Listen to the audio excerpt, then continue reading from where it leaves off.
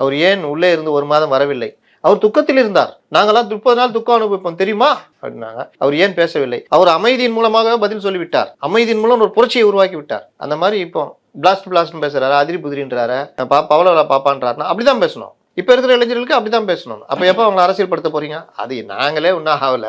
வாங்க முதலாளி, உங்களுக்கே நாங்க தொழில் கத்துக் கொடுக்கல, அவரு போய் கத்துறோமான்னு வடிவேல் படத்துல ஜோக் வருமே, அந்த மாதிரி நாங்களே தொழில் கத்துக்கல, அப்புறம் அவங்களுக்கு எங்க கத்துக் கொடுக்குறது? அந்த மாதிரி ஆயிடுச்சு. நான் அப்படியே ஒன்னொன்னாவே வரேன் சார். 1977 எம்ஜிஆர் தமிழகத்தில் ஆட்சி தொடங்குவதற்கு முன்பே 1974 ஆட்சியை பிடித்தார். அந்த மாதிரி நாங்க ஒரு நகர உணவு அந்த மாதிரிலாம் சொல்ல நீங்க வாட்டில் சேர்க்கூடாது.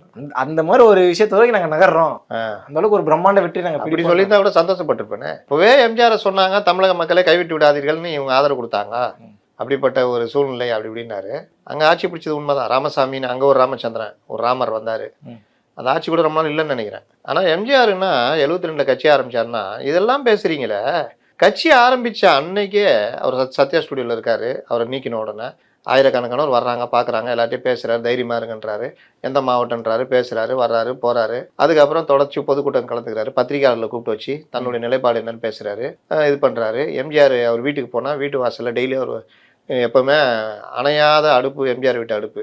சோறு போய்க்கினே இருக்கும், வந்து சாப்பிட்டுன்னு இருக்கும் ஜனங்க, எழுதி கொடுப்பாங்க, நம்ம உதவி கேட்பாங்க, பணம் கொடுப்பாரு, வேறவங்க ஆளுங்க பார்ப்பாங்க, அவங்கள பார்ப்பாரு, பத்திரிகையாளர்களை பார்ப்பாரு, கட்சிக்காரனை பார்ப்பாரு.